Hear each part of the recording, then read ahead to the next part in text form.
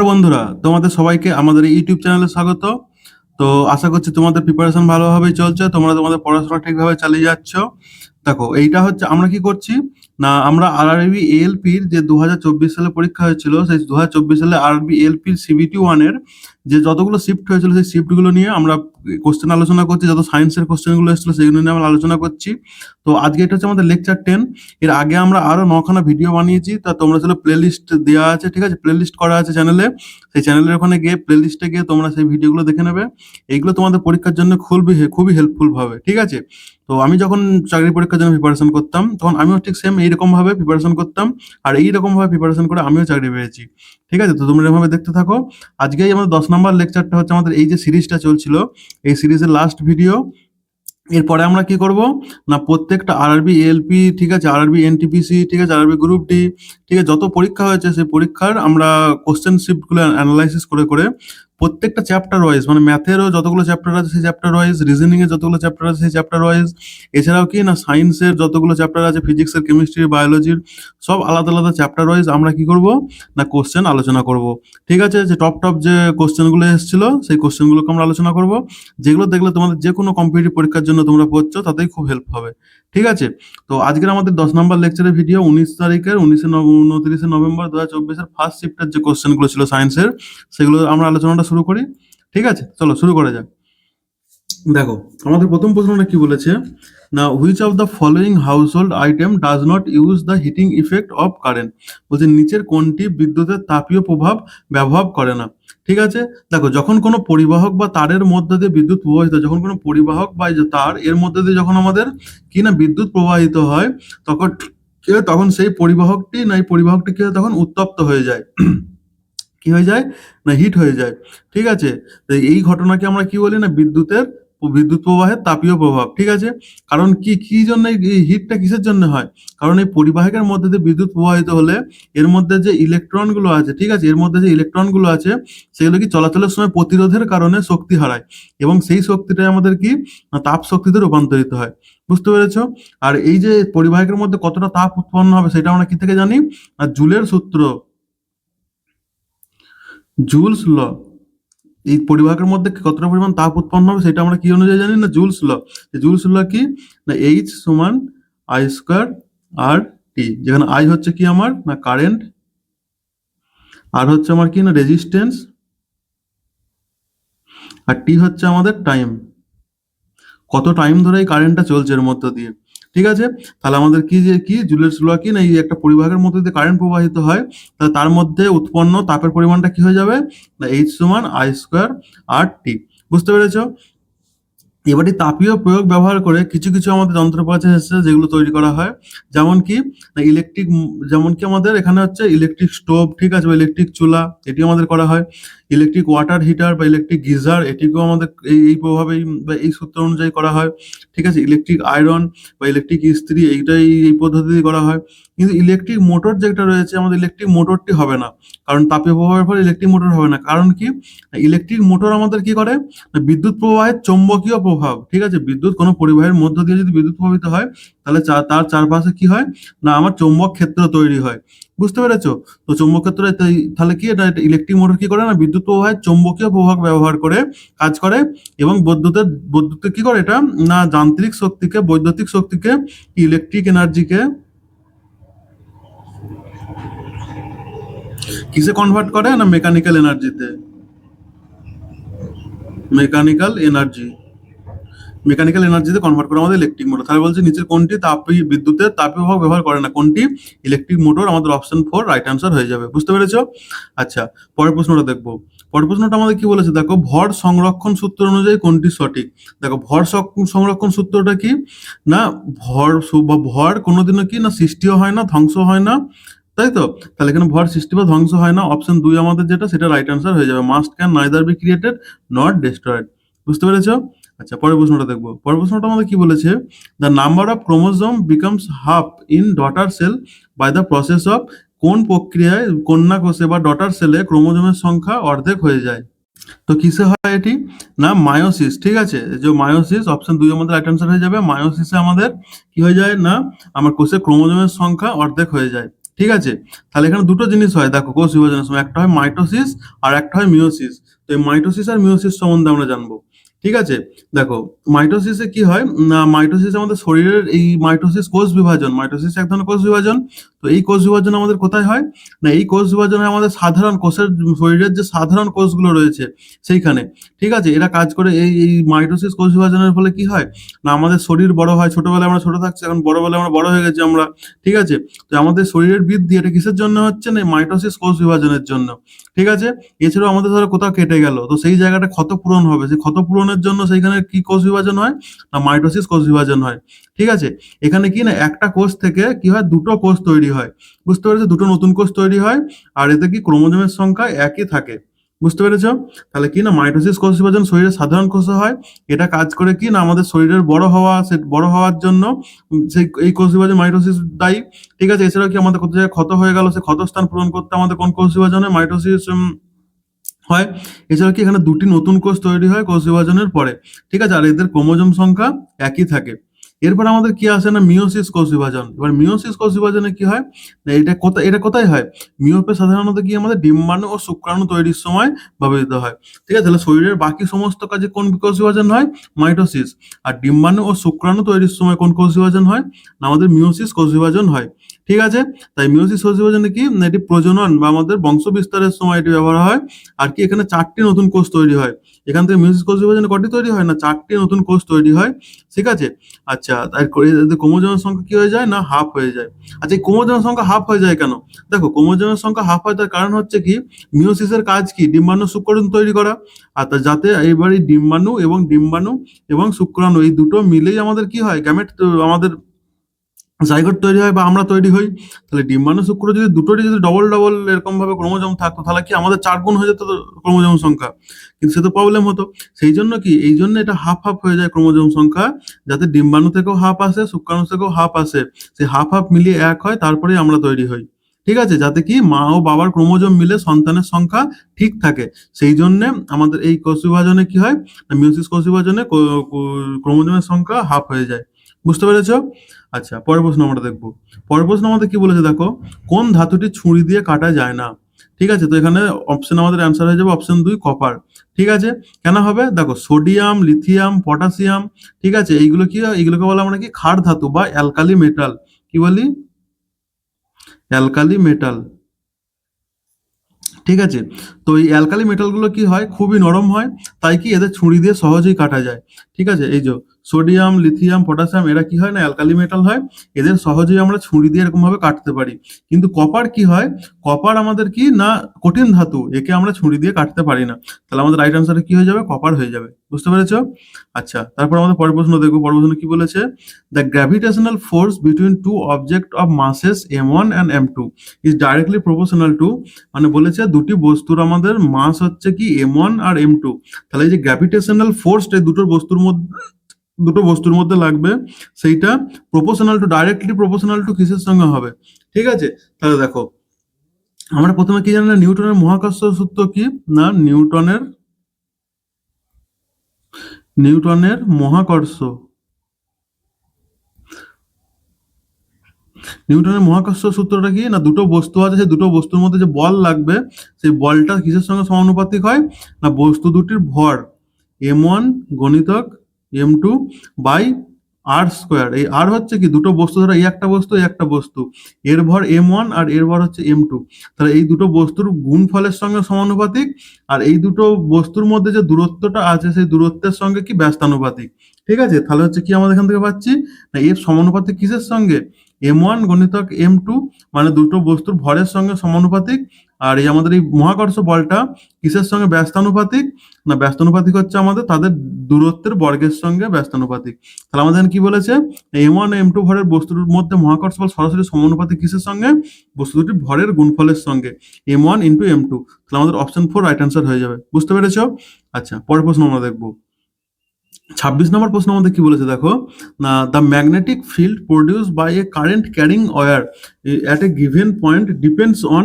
আচ্ছা বলেছে কি না বিদ্যুৎবাহী তারের চারপাশে চৌম্বক ক্ষেত্র কিসের ওপর নির্ভর করে। দেখো কি না এইখানে ধরো একটা কারেন্ট একটা তার আছে, ঠিক আছে, বা বিদ্যুৎবাহী তার আছে, তো এর মধ্যে দিয়ে যখনই আমার কারেন্ট প্রবাহিত হবে তখন এর চারপাশে কি হবে না তখনই এর চারপাশে আমাদের কি না ম্যাগনেটিক ফিল্ড বা চৌম্বক ক্ষেত্র তৈরি হবে। ঠিক আছে, ম্যাগনেটিক ফিল্ড বা চৌম্বক ক্ষেত্র তৈরি হবে।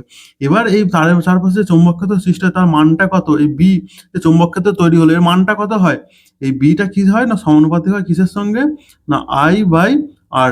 ঠিক আছে, আই বাই আর এর সঙ্গে সমানুপাতিক হয়। আচ্ছা, তার মধ্যে দেখি তাহলে তারের মধ্যে দিয়ে প্রবাহিত কারেন্টের পরিমাণের ওপর তাহলে এই বি বা চৌম্বক ক্ষেত্রটা কিসের ওপর ডিপেন্ড করছে, না আই বা কারেন্টের ওপর, কি তারের মধ্য দিয়ে প্রবাহিত কারেন্টের ওপর ডিপেন্ড করছে। আর কিসে না তার থেকে ধরো কোনো একটা বিন্দু, ধরো এই একটা বিন্দু, এই বিন্দুটাই তার থেকে কতটা দূরে অবস্থিত তার উপরেও আমাদের ডিপেন্ড করছে। ঠিক আছে, তাহলে আমরা যদি আই বাড়ে, ঠিক আছে, কারেন্ট যদি আমাদের বাড়ে তাহলে কি হবে আমাদের চৌম্বক ক্ষেত্রও বাড়বে। আর যদি আমাদের আর মানে হচ্ছে এই তার থেকে যদি কোনো একটা বস্তু যত দূরে নিয়ে যাবো আমরা বিন্দুটিকে, তত আর যদি আমরা বাড়াই, দূরত্ব যদি বাড়াই, তাহলে আমাদের কি চৌম্বক ক্ষেত্রের মানও কমতে থাকবে। ঠিক আছে, তাহলে বিদ্যুৎবাহী তারের চারপাশে চৌম্বক ক্ষেত্র নির্ভর করে কিসের ওপর, কারেন্টের উপর ডিপেন্ড করে। আচ্ছা, ডিস্টেন্সের উপর, ডিস্টেন্স অনলি হবে না তাহলে অপশন 4 আমাদের রাইট আনসার হবে, বোথ ডিস্টেন্স এন্ড কারেন্ট, দূরত্ব কারেন্ট উভয়ের ওপর। আচ্ছা, পরের প্রশ্নটা আমরা দেখব। পরের প্রশ্নটা আমাদের কি বলেছে দেখো, now if a force F acts on a body and displaces it by distance x in the direction of force, the work done is, তাহলে কি না বস্তু বলেছে কি বল F প্রয়োগে বস্তু x দূরত্ব অতিক্রম করলে তার কাজের পরিমাণ কত হবে। দেখো তাহলে এখানে আমরা কি পাচ্ছি না ওয়ার্ক বলেছে বস্তু হলে কাজের পরিমাণ কত, আমরা কি জানি কাজ বা ওয়ার্ক সমান কত, আমরা কি জানি আমরা না ফোর্স ইনটু কি ডিসপ্লেসমেন্ট। এই ডিসপ্লেসমেন্ট আবার কেমন হতে হবে না ডিরেকশন অফ ফোর্স, মানে ফোর্স যেদিকে কাজ করবে সেই দিকে যদি আমাদের ডিসপ্লেসমেন্টটা হয় সেক্ষেত্রে আমাদের ওয়ার্ক ডান হবে। বুঝতে পেরেছো, তাহলে আমাদের এখানে কি বলেছে না এফ বল প্রয়োগ করে, তাহলে বল কি আমাদের এখানে এফ, আর ডিসপ্লেসমেন্ট কত হচ্ছে না এক্স দূরত্ব অতিক্রম করছে, তাহলে ইনটু এক্স, তাহলে আমাদের সমান কি হয়ে যাবে এফ এক্স। ঠিক আছে, তাহলে আমাদের এফ এক্স কি অপশন 4 রাইট আনসার হয়ে যাবে। বুঝতে পেরেছো। আচ্ছা, তারপর আমাদের 33 নম্বর প্রশ্নটা কি বলেছে, which option does not represent the property of solid, বলছে কঠিনের ধর্ম কোনটি নয়। ঠিক আছে, তাহলে কঠিনের ধর্ম যেগুলো সেগুলো কি না কঠিন পদার্থের ধর্মগুলো কি না কঠিন পদার্থের একটা নির্দিষ্ট আকার থাকবে, তাদের নির্দিষ্ট আয়তন থাকবে, এছাড়াও কি না তাদের বাহ্যিক কোনো বল দিয়ে বাহ্যিক যদি বল প্রয়োগ করি তো সেটির প্রতিরোধ করবে। ঠিক আছে, প্রতিরোধ করা মানে কি ধরো একটা স্টিলের মগ আছে, ঠিক আছে, এই মগটাকে আমি বাইরে থেকে ইট মারলাম, তাহলে কি মগটা মানে অবস্থা পরিবর্তন হয়ে যাবে, মানে এর যে শেপটা ছিল সেই শেপটা কি চেঞ্জ হয়ে যাবে, মগ থেকে কি এটা বালতি হয়ে যাবে, হবে না তো ড্রিলটা মারার পরে। তাহলে কি বাইরে থেকে আমি যে এই মারলাম পাথরটা, এর ফলে কি সেই আঘাতটাকে সে কি করলো না প্রতিরোধ করলো। তাহলে কি করে না আমাদের এই কঠিন পদার্থ কি করে না বাহ্যিক বলকে প্রতিরোধ করে, ঠিক আছে, কি রেজিস্ট এক্সটার্নাল ফোর্স। তাহলে আমাদের কোন ধর্মটি নয়, এখানে দেখো সহজে আকার বদলানো যায়, হ্যাঁ যায়, যাবে না, আকার বদলানো যাবে না, নির্দিষ্ট আয়তন থাকে, হ্যাঁ নির্দিষ্ট আয়তন থাকে, নির্দিষ্ট আকার থেকে বাহ্যিক বলকে প্রতিরোধ করে। তাহলে অপশন 1 আমাদের হবে না, তাহলে অপশন 1 আমাদের রাইট আনসার হয়ে যাবে। বুঝতে পেরেছো। আচ্ছা, তারপর আমাদের 41 নম্বর প্রশ্নটা কি বলেছে, formation of slaked lime from calcium oxide and water is, calcium oxide ও জল থেকে সিলেক্ট লাইম তৈরি হওয়ার কোন ধরনের বিক্রিয়া। দেখো ক্যালসিয়াম অক্সাইডকে আমরা কি বলি না ক্যালসিয়াম অক্সাইডকে আমরা কি বলি কুইক লাইম। ঠিক আছে, ক্যালসিয়াম অক্সাইডকে আমরা কি বলি, ক্যালসিয়াম অক্সাইডকে আমরা বলি হচ্ছে কুইক লাইম। ঠিক আছে, আর সেখান থেকে জল ও সিলেক্ট লাইম তৈরি হওয়ার প্রক্রিয়াটাকে আমরা সিলেক্ট লাইমকে আমরা কি বলি না ক্যালসিয়াম হাইড্রোক্সাইড।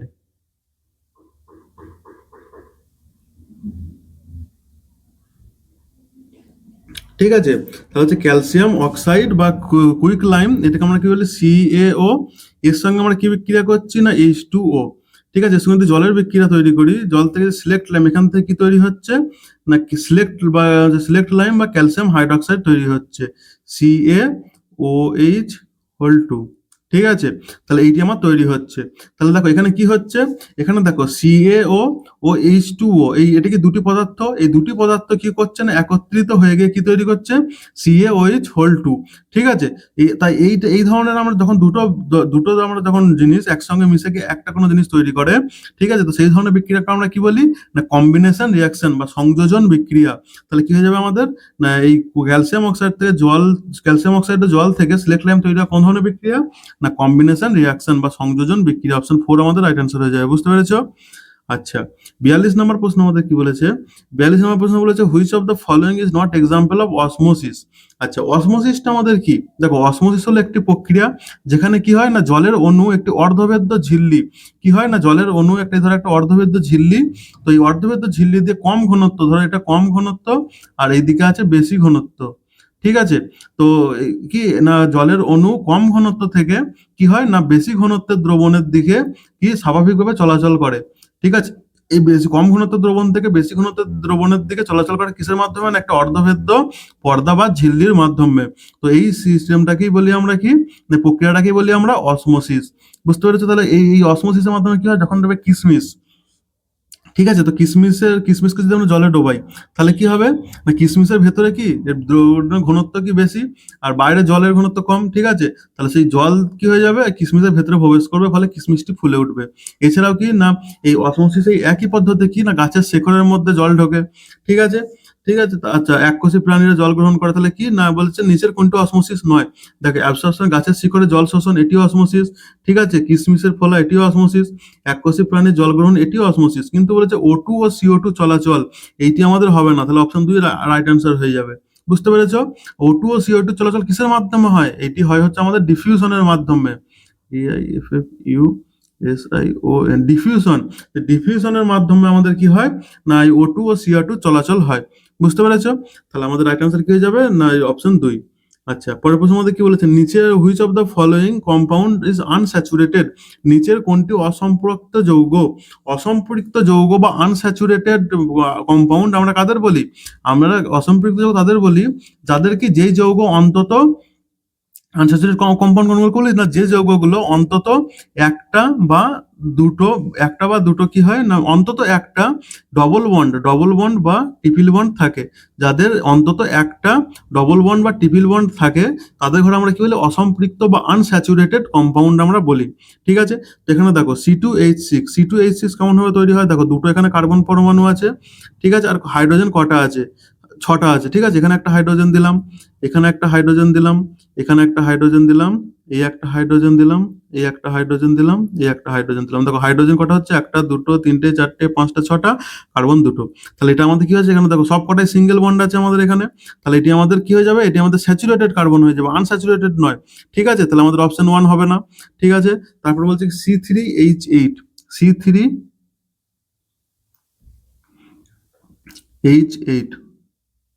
আচ্ছা, তাহলে এটা আমরা কেমন ভাবে করতে পারি, দেখো সি মানে কার্বন কটা আছে, তিনটে, এই একটা, এই একটা, এই একটা। ঠিক আছে, আর আমরা এখানে চারটে করে কার্বনের দেখো এই একটা হাত কি না এই একটা হাত, দুটো হাত, তিনটে হাত, চারটে করে হাত বের করছি কেন না কার্বনের যোজ্যতা 4। ঠিক আছে, তো সেই জন্য আমরা চারটে করে হাত বের করছি এখানে এদের। তাহলে এখানে দেখো আমাদের কি বলেছে, তিনটে রয়েছে এখানে। আচ্ছা, এরপর আমাদের কত বলো হাইড্রোজেন কতগুলো আছে এখানে, হাইড্রোজেন আছে আমাদের হচ্ছে 8টা। তাহলে এখানে একটা, দুটো, তিনটে, চারটে, পাঁচটা, ছটা, সাতটা, আটটা। ঠিক আছে,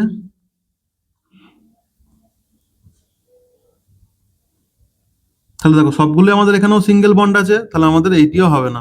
ঠিক আছে, তারপরে এবার দেখো অপশন 3 আমরা দেবো কি C2H4। ঠিক আছে, C2H4 এবার কি হয় দেখবো, এখানে কার্বন কটা আছে, দুটো, এই একটা কার্বন, এই একটা কার্বন। ঠিক আছে, আর হাইড্রোজেন কটা আছে, চারটে, এই একটা, এই একটা, আর এই একটা, এই একটা।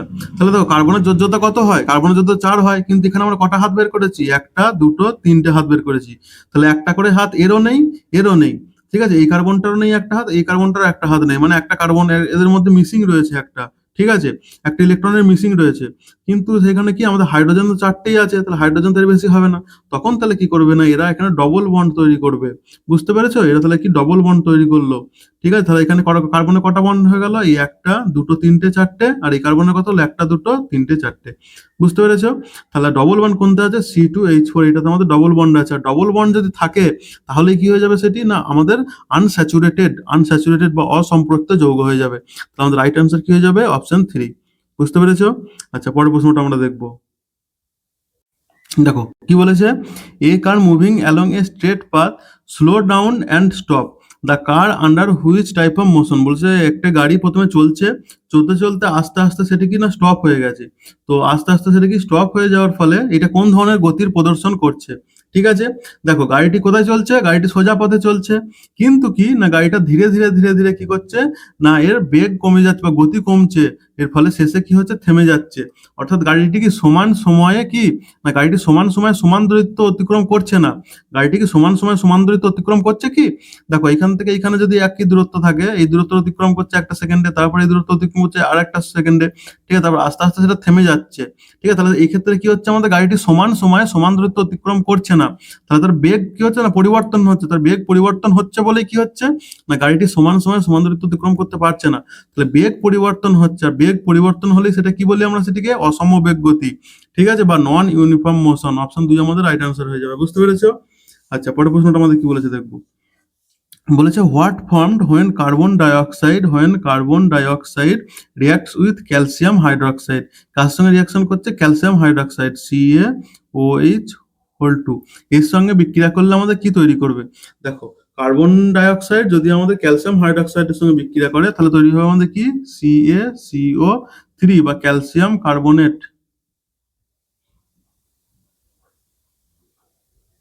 ক্যালসিয়াম কার্বনেট প্লাস কি তৈরি করবে, জল তৈরি করবে। ঠিক আছে, তাহলে এই ক্যালসিয়াম কার্বনেট তৈরি করছে, তাহলে ক্যালসিয়াম হাইড্রোক্সাইড বিক্রিয়া কি তৈরি পড়ে কিনা, ক্যালসিয়াম কার্বনেট। অপশন 4 আমাদের রাইট অ্যান্সার হয়ে যাবে। আর বিক্রিয়ার ফলে ক্যালসিয়াম কার্বনেটটা কি না সাদা অদক্ষেপ হিসাবে আমাদের বিকারের মধ্যে নিচের দিকে পড়ে থাকবে। বুঝতে পেরেছো? আচ্ছা, পরের প্রশ্নটার মধ্যে কি বলেছে, the nature of image formed by concave mirror when an object is place between the principal focus and the pole. এই ক্ষেত্রে প্রতিচ্ছবি কি হবে। আচ্ছা, বলেছে আমাদের কি না এই একটা আমাদের স্ফেরিক্যাল মিরর আছে। ঠিক আছে, কি মিরর, না কনকেভ মিরর। এই কনকেভ মিররে এইটা হচ্ছে আমাদের সেন্টার অফ কার্ভেচার, এইটা হচ্ছে আমাদের পোল, সরি এটা হচ্ছে আমাদের ফোকাস, এটা হচ্ছে আমাদের পোল। তো বলেছে কি না কোনো বস্তুকে যদি আমাদের এই ফোকাস আর পোলের মধ্যখানে কোনো জায়গায় রাখা হয় তাহলে এর প্রতিচ্ছবি কোথায় তৈরি হবে। ঠিক আছে, খুব ইম্পর্টেন্ট এটা। আগের দিনে তোমাদের আমি একটা কোশ্চেন এসেছিল এই রিলেটেড, তো সেইখানে আমি তোমাদের সমস্ত কিছু কনকেভ মিররের সমস্ত কিছু যে কি ধরনের কোশ্চেন আসতে পারে না আসতে পারে সেগুলো সমস্ত আলোচনা করেছি। সেখানে যখন এই কোশ্চেনটা আমি আলোচনা করছিলাম তখন তোমাদের আমি বলেছিলাম যে এটা খুব ইম্পর্টেন্ট, পরীক্ষা দিতে পারে। দেখো পরের শিফটে এটা দিয়ে দিয়েছে। তাহলে এর ফলে কি হচ্ছে, তোমরা যখনই আমাদের অ্যানালাইসিস গুলো দেখছো না তখন তোমরা কি না একটা কোশ্চেন থেকে পরবর্তী যে কোশ্চেন গুলো করবে ওই রিলেটেড সেগুলোর তোমরা অ্যান্সার দিতে পারবে। বুঝতে পেরেছো? তাহলে এই লেকচার গুলো ভালো করে তোমরা দেখো, ফলো করো আর নোট করতে থাকো। ঠিক আছে, তো আমরা চলো এবার আরেকবার দেখে নিই না কনকেভ মিররে আমরা কোথায় কি বস্তুকে রাখলে তার প্রতিচ্ছবি কোথায় তৈরি হয়, প্রতিচ্ছবি কেমন ধরনের হয়, সেগুলোকে আমরা সব আরেকবার দেখে নিই। চলো দেখো, এবার দেখো এই একটা আমাদের কি কনকেভ মিরর, বাকি অবতল দর্পণ। অবতল দর্পণের আমরা যদি ইনফিনিটিতে কোনো বস্তুকে রাখি তাহলে সেই বস্তুর প্রতিচ্ছবি কোথায় তৈরি হবে, না ইনফিনিটিতে যদি কোনো বস্তুকে রাখি তাহলে সেই পজিশন অফ ইমেজ তৈরি হবে আমাদের কোথায়, না এই ফোকাসে তৈরি হবে। ঠিক আছে, তাহলে কোথায় তৈরি হচ্ছে, at focus or in the focal plane. তাহলে কোথায় তৈরি হচ্ছে, ফোকাসে বা ফোকাল প্লেনে তৈরি হচ্ছে। ঠিক আছে, আর ছবিটার প্রকৃতি কেমন হবে, ছবিটা কেমন ধরনের হবে, রিয়েল হবে, ছবিটি বাস্তব হবে। যেহেতু দর্পণের সামনের দিকে হচ্ছে সেই ক্ষেত্রে বাস্তব হবে। সবসময় মনে রাখবে যদি কোনো ছবি দর্পণের সামনে তৈরি হয়, ঠিক আছে, তাহলে সবসময় সেটি বাস্তব হবে। ঠিক আছে, যদি দর্পণের পেছনে তৈরি হয় তাহলে সবসময় সেটি কি হবে, না কাল্পনিক হবে। ঠিক আছে, বা ইমাজিনারি হবে। তাহলে আমাদের এখানে ছবিটা ক্ষেত্রে কি তৈরি হচ্ছে, রিয়েল তৈরি হচ্ছে, আর ইনভার্টেড তৈরি হচ্ছে। ইনভার্টেড মানে উল্টানো। ঠিক আছে, আর তারপরে তারা উল্টানো মানে কি, ধরো ছবিটার মাথাটা উপর দিকে থাকলো, যদি বস্তুটা মাথাটা উপর দিকে থাকে আর পাটা নিচের দিকে থাকে, ছবিটাতে কি তৈরি হবে, না পাটা উপর দিকে মাথাটা নিচের দিকে। বুঝতে পেরেছো? আচ্ছা, তারপরে কি হবে, এক্সট্রিমলি ডিমিনিশড, খুবই ছোট হবে। ঠিক আছে, ইন সাইজ। আচ্ছা, এটা হয়ে গেল। এরপর এরপরে দেখো বস্তুটাকে আমরা কোথায় রাখছি, বস্তুটাকে আমরা কোথায় রাখছি না এই যে সেন্টার অফ কার্ভেচার আমার রয়েছে এখানে। তো সেন্টার অফ কার্ভেচারের ঠিক পেছনে, মানে অসীম দূরত্বেও নয়, কিন্তু কোথায় রাখছি আমরা সেন্টার অফ কার্ভেচারের পিছনে, beyond centre of curvature. Centre of কার্ভেচারের পিছনে আমরা যদি কোনো বস্তুকে রাখি, সেক্ষেত্রে আমার বস্তুর প্রতিচ্ছবি কোথায় তৈরি হবে, সেক্ষেত্রে আমার দেখো বস্তুর প্রতিচ্ছবি তৈরি হচ্ছে আমার হচ্ছে সেন্টার অফ কার্ভেচার আর ফোকাসের মধ্যিখানে। ঠিক আছে, কোথায়, সেন্টার অফ কার্ভেচার আর ফোকাসের মধ্যিখানে। তাহলে প্রতিচ্ছবি কোথায় তৈরি হচ্ছে, between focus and the centre of curvature. ঠিক আছে। আচ্ছা, ছবিটা কেমন তৈরি হবে, রিয়েল, তোমাদের বলেছি দর্পণের এইদিকে তৈরি হলে রিয়েল ইমেজ হবে, রিয়েল হবে। আর ইনভার্টেড হবে, এটিও উল্টানো হবে। আর কি হবে, ডিমিনিশ হবে, ছোট হবে। ঠিক আছে, বস্তুটার যে সাইজ ছিল তার থেকে ছোট হবে। আচ্ছা, তারপর আমাদের কি আছে, at the centre of curvature, যদি কোনো বস্তুকে আমরা সেন্টার অফ কার্ভেচারের মধ্যে রাখি তাহলে কি তৈরি হবে, এটি খুব ইম্পর্টেন্ট। ঠিক আছে, এটি অনেকবার পরীক্ষাতে এসছে। কোনো বস্তুকে যদি আমরা সেন্টার অফ কার্ভেচারের মধ্যে রাখি, সেক্ষেত্রে কি হবে না, বস্তুর প্রতিচ্ছবিও সেন্টার অফ কার্ভেচারে তৈরি হবে। তাহলে কোনো বস্তুকে যদি আমরা সেন্টার অফ কার্ভেচারে বা বক্রতা কেন্দ্রবিন্দুতে আমরা যদি রাখি, সেক্ষেত্রে তার প্রতিচ্ছবি কোথায় তৈরি হবে, প্রতিচ্ছবিও তার বক্রতা কেন্দ্রবিন্দুতেই তৈরি হবে। ছবিটি কেমন ধরনের হবে, রিয়েল হবে, যেহেতু দর্পণের দিকে হচ্ছে, ইনভার্টেড হবে, উল্টানো হবে, আর কি same size as the object, মানে বস্তুটার যা হাইট ছিল অবজেক্টের হাইটটাও আমাদের কি হয়ে যাবে, সেম হয়ে যাবে। বুঝতে পেরেছো? এরপরে দেখো, এরপর আমরা কোথায় রাখছি না, between focus and centre of curvature. এবার কোথায়, এই যে সেন্টার অফ কার্ভেচার আর আমাদের এই ফোকাস এর মধ্যখানে রাখছি। ঠিক আছে, তাহলে সেন্টার অফ কার্ভেচার ফোকাসের মধ্যখানে যদি কোনো বস্তুকে রাখি, সেই বস্তুটা কোথায় তার ছবি তৈরি হবে না, বিয়ন্ড সেন্টার অফ কার্ভেচার। কোথায় তৈরি হবে না, সেন্টার অফ কার্ভেচার, এই যে সেন্টার অফ কার্ভেচার আমার এখানে, সেন্টার অফ কার্ভেচারের পেছন দিকে তৈরি হবে। ঠিক আছে, ছবিটা কেমন ধরনের হবে, রিয়েল হবে। তারপরে কি হবে, আমার ইনভার্টেড হবে, উল্টানো হবে, আর কি হবে, ম্যাগনিফাইড, মানে বস্তুটার যে হাইট ছিল তার থেকে ছবিটা বড় হয়ে যাবে। বুঝতে পেরেছো? আবার তারপরে কি বলেছে, অ্যাট দ্য ফোকাস, যদি আমরা ফোকাসের মধ্যেই কোনো বস্তুকে রাখি, ফোকাসের মধ্যে আমরা যদি কোনো বস্তুকে রাখি, তাহলে তার প্রতিচ্ছবি কোথায় তৈরি হবে, অ্যাট ইনফিনিটি, ইনফিনিটি বা অসীম দূরত্ব তৈরি হবে। ছবিটি কেমন ধরনের হবে, রিয়েল হবে, ইনভার্টেড হবে, উল্টানো হবে, অ্যান্ড কি হবে, এক্সট্রিমলি ম্যাগনিফাইড, খুবই বড় হয়ে যাবে। ঠিক আছে। আচ্ছা, তারপর আমরা কি না, বিটুইন পোল অ্যান্ড ফোকাস, যেটা আমাদের কোশ্চেনে করেছে। ঠিক আছে, between pole and focus, pole আর ফোকাস, এই যে আমার হচ্ছে এখানে ফোকাস এটা, আর এটা হচ্ছে আমাদের পোল। পোল আর ফোকাসের মধ্যে যদি কোনো বস্তুটা রাখি, অবতল দর্পণে শুধুমাত্র এই একটি মাত্র কেসে কি হবে, বস্তুটা যদি আমরা ফোকাস আর পোলের মধ্যখানে রাখি, তাহলে ছবিটা কোথায় তৈরি হয়, বিয়ন্ড দ্য মিরর, মনে হবে কি দর্পণের পেছনে তৈরি হচ্ছে। আর পেছনে তৈরি হলে কি হবে, আমি বলেছি তোমাদের কাল্পনিক ইমেজ বা ভার্চুয়াল। ঠিক আছে, ছবিটা কি হয়ে যাবে, বস্তুর থেকে বড় হয়ে যাবে, তাহলে কি ইরেক্ট, বড় হয়ে যাবে। আর কি হবে, ইরেক্ট মানে সোজা, ইরেক্ট মানে সোজা হবে, আর ম্যাগনিফাইড হবে, বড় হয়ে যাবে। তাহলে আমাদের প্রশ্নটা কি করেছিল না, কনকেভ মিররে যদি object place between principal focus and pole, principal focus ও পোলের মধ্যে বস্তু রাখলে কি হবে, কাল্পনিক হবে, আর উল্টো হবে, উল্টো হবে না, সোজা হবে আমাদের। ঠিক আছে, বাস্তব ও সোজা, বাস্তব হবে না আমাদের, বাস্তব ও সোজা, বাস্তব হবে না, কাল্পনিক ও সোজা হবে। অপশন 4 আমাদের রাইট আনসার হচ্ছে, ভার্চুয়াল অ্যান্ড ইরেক্ট। বুঝতে পেরেছো? আচ্ছা, চলো এরপরে আমরা পরের প্রশ্নটা দেখবো। পরের প্রশ্নটা আমাদের কি বলেছে, যে তরল সংযোজক কলা কোনটি। ঠিক আছে, দেখো তরল সংযোজক কলা কোনটি আমাদের, না ব্লাড, অপশন 3 রাইট আনসার হয়ে যাবে। রক্ত কি আমাদের না একটি তরল সংযোগ কলা, এটি দেহে কি অক্সিজেন, পুষ্টি, হরমোন ইত্যাদির সরবরাহ করে। ঠিক আছে। আচ্ছা, পরে আমাদের 65 নম্বর প্রশ্নটা কি বলেছে, না ফিশনের মাধ্যমে অযৌন প্রজনন করে না কোনটি। আচ্ছা, তাহলে ফিশনের মাধ্যমে, ফিশন মানে কি না, একটা কোষ আছে সেখান থেকে ভেঙে গিয়ে এক বা একাধিক কোষ তৈরি করে। ঠিক আছে, সেটিকে আমরা কি বলি, ফিশন রিয়াকশন। ঠিক আছে, এই ফিশন রিয়াকশন কারা কারা করে, ফিশন রিয়াকশনের মাধ্যমে করে হচ্ছে আমাদের লিজমোনিয়া। লিজমোনিয়া কি করে, ল্যাটারাল বা লঙ্গিটিউডিনাল বাইনারি ফিশন, মানে এই ধরো একটা কোষ আছে, এটা এরকম ভাবে আধা আধি ভাবে এরকম লম্বালম্বি ভাবে ভেঙে গিয়ে দুটো সেম টাইপেরই কোষ তৈরি করলো। ঠিক আছে, সেগুলোকে আমরা কি লঙ্গিটিউডিনাল বাইনারি ফিশন। লিজমোনিয়া আমাদের কি বাইনারি ফিশন করে, অ্যামিবা আমাদের বাইনারি ফিশন করে, যে একটা কোষ আছে ভেঙে গিয়ে দুটো কোষ তৈরি করলো। আচ্ছা, তারপর আমাদের প্লাজমোডিয়াম কি করে, প্লাজমোডিয়াম আমাদের করে হচ্ছে মাল্টিপল ফিশন, মানে একটা কোষ থেকে ভেঙে গিয়ে অসংখ্য কোষ তৈরি করলো। ঠিক আছে, বাইনারি ফিশনের মাধ্যমে, তাহলে আমাদের প্লাজমোডিয়ামও করে। কিন্তু আর্থওয়ার্ম কি করে না, সেক্সুয়াল রিপ্রোডাকশন করে, তাহলে আমাদের আর্থওয়ার্ম অ্যান্সার হয়ে যাবে। ঠিক আছে, তাহলে অযৌন জননের বা ফিশনের মাধ্যমে অযৌন জনন প্রজনন করে না কোনটি, আর্থওয়ার্ম। বুঝতে পেরেছো? আচ্ছা, আমাদের পরের প্রশ্ন কি বলেছে, না থাইরক্সিন হরমোন তৈরির জন্য কোন উপাদানটি দরকার। খুব ইম্পর্টেন্ট, মনে রাখবে কি না, আয়োডিন। কি না, থায়োডিন, আমাদের থাইরয়েড যে গ্ল্যান্ড আছে, সেটা কি না থাইরক্সিন হরমোন তৈরি করার সময় এই আয়োডিনটি ব্যবহার করে। ঠিক আছে, আর শরীরে এই আয়োডিনের যদি অভাব হয়, তাহলে আমাদের কি রোগ হয়, মনে রাখবে কি না, গয়টার। গয়টার রোগ হয়, ঠিক আছে? যদি আয়োডিনের অভাব হয় তাহলে গয়টার রোগ হয়। আর এই সোডিয়াম যেটা আছে, সোডিয়াম কি কাজে লাগে আমাদের? না স্নায়ু ও পেশির কাজে সাহায্য করে। আচ্ছা ক্যালসিয়াম কি করে? না ক্যালসিয়াম আমাদের হাড় ও দাঁতের জন্য দরকার। আর পটাশিয়াম কি কাজ করে? আমাদের পেশি ও হৃদস্পন্দনের জন্য দরকার হয় কি? না আমাদের পটাশিয়াম। ঠিক আছে? আচ্ছা তারপর ৭০ নম্বর প্রশ্নটা আমাদের কি বলেছে দেখো, না কাঁচের প্রিজমে সাদা আলো পড়লে এর বিচ্ছুরণ ঘটে, এটি হয় তার কারণ কি?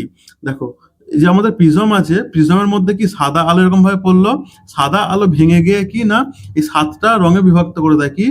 V, I, B, G, GY, GY O R কি না ভায়োলেট বা হচ্ছে বেগুনি, আই হচ্ছে ইন্ডিগো বা ব্লু, তারপর হচ্ছে কি আমাদের ব্লু বা নীল, তারপর হচ্ছে কি গ্রিন, তারপর হচ্ছে আমাদের ইয়েলো, তারপর হচ্ছে অরেঞ্জ, তারপর হচ্ছে আমাদের রেড। ঠিক আছে? তো সাদা আলোকে সেই ৭টা রঙে বিভক্ত করে দেয়, এটি কিসের জন্য হয়? দেখো সাদা রঙের আলোর মধ্যে কি সাদা রঙের মধ্যে কি নেই এই রঙগুলো মিশে রয়েছে, আর এই প্রত্যেকটা রঙের যে আলো আছে সেই প্রত্যেকটা রঙের আলোর তরঙ্গ দৈর্ঘ্য কি হয়? না আলাদা আলাদা হয়। ঠিক আছে? তো এই তরঙ্গ দৈর্ঘ্য আলাদা আলাদা হওয়ার জন্য কি হয়? এই কাঁচের যে এই যে কাঁচ রয়েছে, এই কাঁচের প্রতিসরাঙ্ক বা রিফ্র্যাক্টিভ ইন্ডেক্সও কি প্রতিটা রঙের জন্য আলাদা আলাদা। ঠিক আছে? তো সেই জন্য কি হয়, যখন তাই প্রতিটা রং প্রিজমের ভিন্ন ভিন্ন এই যে কোণ আছে, সেই ভিন্ন ভিন্ন কোণে বেঁকে যায়, ফলে সাদা আলো বিভিন্ন রঙে বিভক্ত হয়ে যায়। আর এই ঘটনাটাকে আমরা কি বলি? ডিসপারশন। কি বলি? ডিসপারশন বা বিচ্ছুরণ। ঠিক আছে? তাহলে এটি কিসের জন্য হয়? আমাদের কি বলেছে? অপশন 1 রাইট অ্যান্সার হয়ে যাবে। Refractive index of the glass being different for different colour. বিভিন্ন রঙের জন্য কাঁচের প্রতিসরাঙ্ক ভিন্ন ভিন্ন হয়। তাহলে অপশন 1 আমাদের রাইট অ্যান্সার হয়ে যাবে। বুঝতে পেরেছো? আচ্ছা পরের প্রশ্ন আমাদের কি বলেছে দেখো, ৭২ নম্বর প্রশ্ন কি বলেছে? A solution contain 40 gram of common salt and ৩২০ gram of water, what is the concentration of mass by mass? এই ধরনের কোশ্চেন তোমাদের প্রত্যেকটা শিফটেই একটা না একটা করে আসছে। ঠিক আছে? তো এই ধরনের কোশ্চেন কেমন ভাবে করবে আগেও বলেছি তোমাদের, এখনো বলছি। ঠিক আছে? তো দেখো এখানে প্রথমে আমাদের কি আছে? দ্রাব বা হচ্ছে কি আমাদের? না সলিউট। দ্রাব বা সলিউট আমাদের কত কি আছে? না এখানে দ্রাব। দেখো দ্রাব দুটো জিনিস, একটা হচ্ছে দ্রাব আর একটা হচ্ছে কি না দ্রাবক বা কি আমাদের সলভেন্ট। মানে দ্রাব মানে হচ্ছে ধরো চিনি আর জলের দ্রবণ। ঠিক আছে? তো সেই চিনি আর জলের দ্রবণ মধ্যে চিনিটা কার মধ্যে গুলছে? জলের মধ্যে গুলছে। তাহলে চিনিটা আমাদের যেটা গুলছে সেটা আমাদের কি হচ্ছে? দ্রাব। আর যার মধ্যে গুলছে সেটা আমাদের কি হয়ে যাবে? দ্রাবক। ঠিক আছে? তাহলে এখানে আমাদের দ্রাব কি, দ্রাবর ভর কত বলে দিয়েছে? 40 গ্রাম। আর আমাদের দ্রাবকের ভর কত বলে দিয়েছে? ৩২০ গ্রাম। তাহলে আমাদের মোট ভর কত হয়ে যাচ্ছে? এই সলিউশনটা যেটা রয়েছে, সলিউশনের মোট ভর সমান কত? ৩২০ প্লাস 40, এদের যোগ করে দিতে হবে। তাহলে কত হচ্ছে? ৩৬০ গ্রাম। ঠিক আছে? আর আমাদের হচ্ছে মাস বাই মাস কনসেন্ট্রেশন। তাহলে আমরা কি জানি? Concentration mass by mass concentration percentage. তাহলে কি না কনসেন্ট্রেশন পার্সেন্টেজ সমান কি হয়ে যায়? না মাস অফ সলিউট, দ্রাবের ভর বাই কি না মাস অফ সলিউশন, সেই সলিউশনের ভর ইন্টু 100। ঠিক আছে? তাহলে আমাদের এখান থেকে কি হয়েছে? মাস অফ সলিউট কত? 40 গ্রাম। 40 বাই মাস অফ সলিউশন, সলিউশনের কত? 360। 360 ইন্টু 100। তো এটা কাটলে এখানে হচ্ছে 4 9 36 সমান কত পাচ্ছি আমরা? 100 বাই 9 সমান 11.1%। ঠিক আছে? অপশন 4 আমাদের রাইট অ্যান্সার। বুঝতে পেরেছো? তারপরে প্রশ্ন কি বলেছে দেখো, বলছে which of the following substance can move across the cell membrane by diffusion? ডিফিউশনের মাধ্যমে কোষ ঝিল্লির অতিক্রম করতে পারে কোনটি? ঠিক আছে? এখানে দেখো নিউক্লিক অ্যাসিড, প্রোটিন, স্টার্চ এগুলো আমাদের হবে না। ঠিক আছে? অক্সিজেন হয়ে যাবে। কারণ কি ডিফিউশন আমরা কি জানলাম? ডিফিউশন মানে কি না ছোট ছোট যে সরল অণুগুলো থাকে সেইগুলো কি না উচ্চ ঘনত্ব থেকে নিম্ন ঘনত্বের দিকে শক্তি ব্যয় ছাড়াই কি কোষ ঝিল্লি অতিক্রম করতে পারে, সেইগুলোকে আমরা কি বলি? ডিফিউশন বলি। এর আগেই আমাদের এই একটা প্রশ্ন অ্যান্সার করলাম। ঠিক আছে? এখানে অসমোসিস ছিল। ঠিক আছে? তাহলে আমাদের ডিফিউশন এখানে কি হয়ে যাবে? ডিফিউশনের মাধ্যমে কে যেতে পারে? না অক্সিজেন। ঠিক আছে? তো গ্যাসিয়াস যেসব জিনিসগুলো আছে সেগুলোর আদান প্রদান কিসের হয় আমাদের উদ্ভিদের মধ্যে? না আমাদের এই ডিফিউশনের মাধ্যমে। ঠিক আছে? তো এই ছিল আজ আমাদের আজকের এই শিফটের কোশ্চেনের আলোচনা। ঠিক আছে? তো ভালো লাগলে তোমরা ভিডিওটি লাইক করবে, চ্যানেলটি সাবস্ক্রাইব করবে। ঠিক আছে? পরবর্তী আরো এই ধরনের ভিডিও পাওয়ার জন্য। আর এরপর আমরা কি করব? না চ্যাপ্টার ওয়াইজ, প্রত্যেকটা চ্যাপ্টার ওয়াইজ ম্যাথের, ঠিক আছে? ম্যাথ, ঠিক আছে? রিজনিং, সায়েন্সের মধ্যে ফিজিক্স, কেমিস্ট্রি, বায়োলজি এই সবের আমরা কি না প্রিভিয়াস ইয়ারে যে কোশ্চেনগুলো এসেছিল সেই অনুযায়ী আমরা কি করব? না আলোচনা করব। তো সেই ভিডিওগুলো তোমরা দেখবে। ঠিক আছে? তো আজকের ভিডিও এতটাই। Thank you.